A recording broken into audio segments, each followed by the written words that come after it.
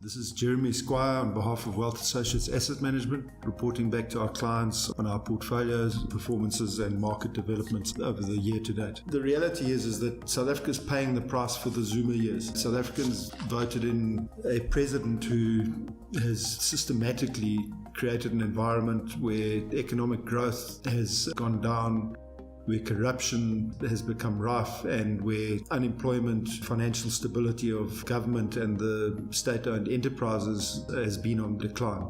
This is a challenge to President Cyril Ramaphosa, who is a very different man to Jacob Zuma, and who, in our opinion, is a legally based, process-driven, informed president who is seen to be going through a process of reconstructing the country by systematically dealing with the problem areas.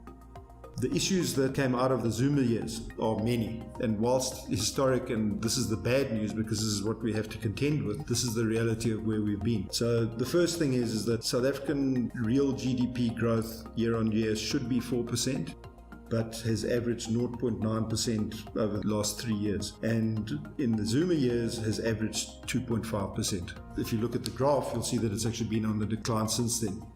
A major mechanism used by governments when their economic hardship or difficulties are in existence is to stimulate the economy through investment spending through state-owned enterprises. These are the likes of Eskom, Sanral, Transnet and the like. But over the Zuma years, we all know, and it's well recorded, that there's been rampant corruption to the extent that many of these SOEs are in fact technically bankrupt and are having to be bailed out by extraordinary loan agreements with the Chinese and so on.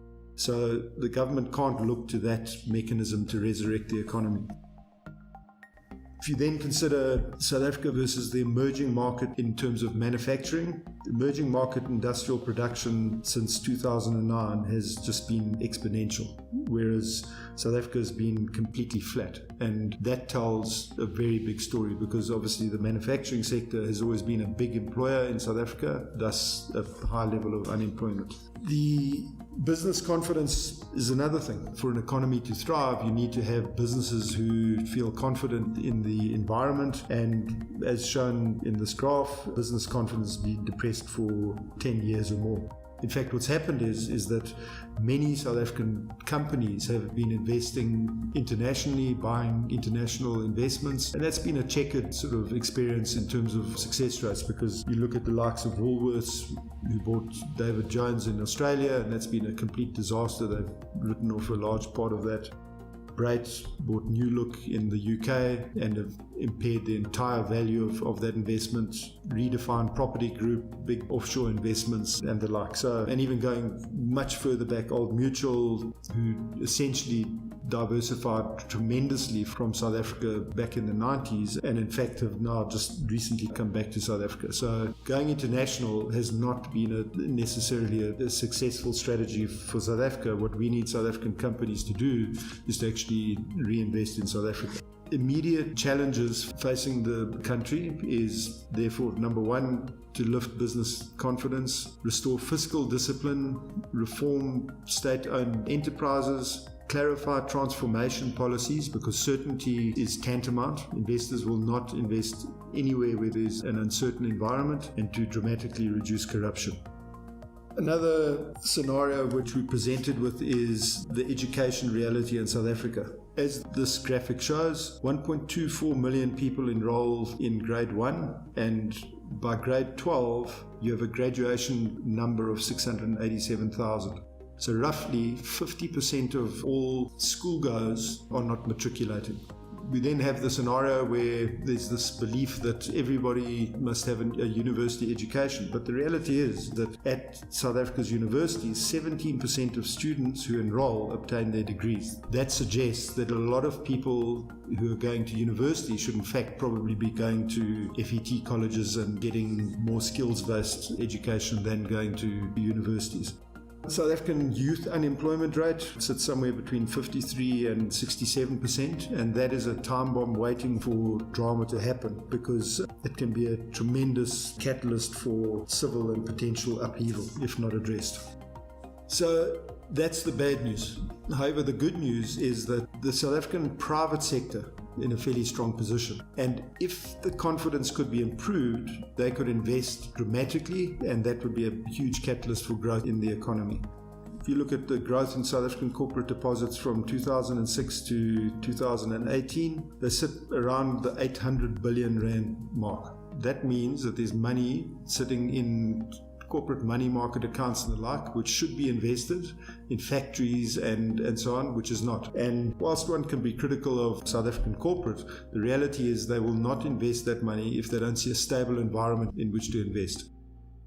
On a comparative to other emerging market economies, our corporate debt levels are very low. So they sit around about the 40% mark, which means that South African balance sheets are actually quite lazy. But again, South African managers are being cautious because they will not invest if they're not confident of a strong return environment. And so what you find is that South African companies have literally been in holding maintenance mode for many, many years. And again, that's symptomatic of the Zuma years, but it can be turned around if Ramaphosa succeeds in getting proper policy and certainty and so on back into the economy. At the consumer level, interestingly enough, the South African consumer is less indebted than what the press reports would have us believe. And relative to other emerging market households, South African debt sits at between 30 and 40% of GDP, which is well acceptable within economic measures. In fact, the long-term average is well below the 38% indicated and sits between 32-34% of GDP. There is room for the South African consumer to expand given a positive economic environment. So how does one address this? And positive developments in the political economy of late have been the fact that President Ramaphosa and his newly resurrected cabinet, despite tremendous obstructions behind the scenes by some ANC stalwarts who were probably part of the previous problem, but companies like SAA, Eskom have had entire board restructures. Transnet is going through a similar process because in order to weed out the corruption, you have to start at the top and actually have principal boards, directors in place. The national budget, whilst there's not much maneuver room, the national budget is strong. It's been well received by all the ratings agencies and internationally, and was well constructed in the context of the position that faces South Africa. The fact that Moody's still give us investment grade rating with caveats is a positive. President Ramaphosa's initiative to bring in enormous amounts of foreign investment is bearing fruit. Already they've brought in over 30 billion in terms of foreign investment since the initiative was announced a couple of months ago. And what this country needs more than anything is foreign investment, which invests in brick and mortar and factories and so on, because those are the things that will result in employment. And then, of course, is the upcoming Investment and Job Summit, which is a focus on how do we actually get this investment sustainably and how do we create jobs in the South African economy. So those are all positive initiatives that are underway. South Africa is definitely poised for growth. If you look at it relative to BRICS, as shown in this cartoon, I mean, South Africa is a minnow in the context of BRICS, but we're extremely lucky to be in the company of emerging market giants, as it were, all of whom have their issues. But the reality is that growth agenda of the BRICS economy is enormous. And you can actually see from the recent BRICS summit how beneficial it is to South Africa to actually be part of that grouping. If you look at the world map, you'll see here that South Africa currently sits at 0.4% of the world economy. Now, thinking back in the early 2000s, it was always said that South Africa was around about 1%. So that means that whilst the world economy has grown, we have contracted in terms of our share of the world economy. But in many ways, we actually punch above our weight. And by just bringing back a bit of discipline and rooting out corruption and having solid policy, there's no doubt that South Africa can again become a strong participant in the world economy. If you look at the realities of the South African economy, South African imports and exports as a percentage of GDP have grown over the years since 94, since the elections, and we sit at roughly 50% of GDP comes in through imports and exports into the economy. That means that 50% of GDP is local and the other 50% is a function of imports and exports.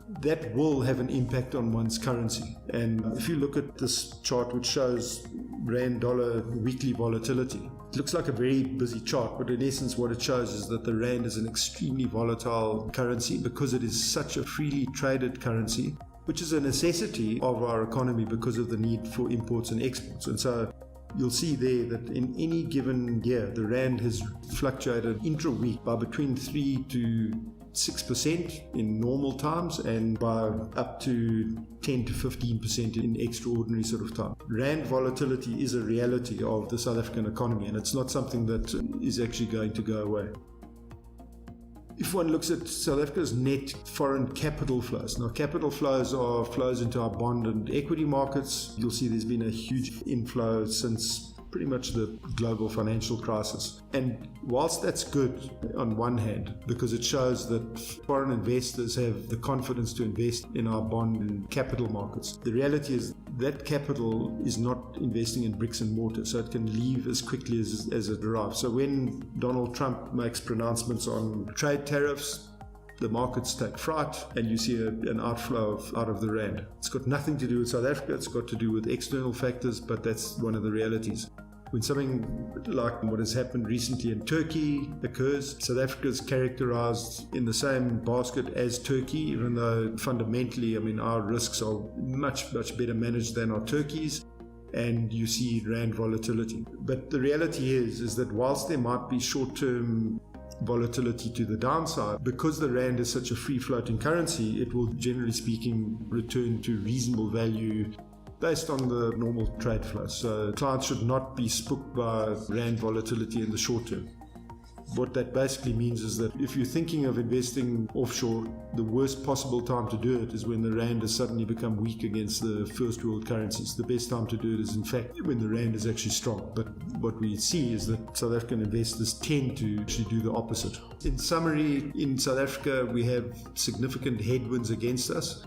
The good news is the bandits were headed off at the pass, in metaphorical terms, in December when South Africans decided to install Cyril Ramaphosa as the president and to fire the bandit president Jacob Zuma.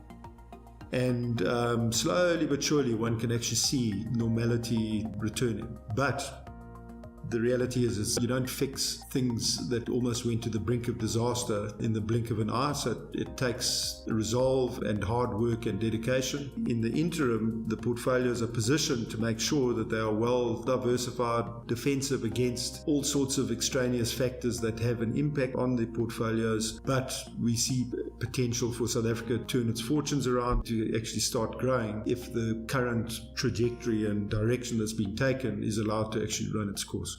This has been Jeremy Squire for Wealth Associates Asset Management. As we head into spring, let's hope that the new growth that nature brings is symptomatic of growth in our economy.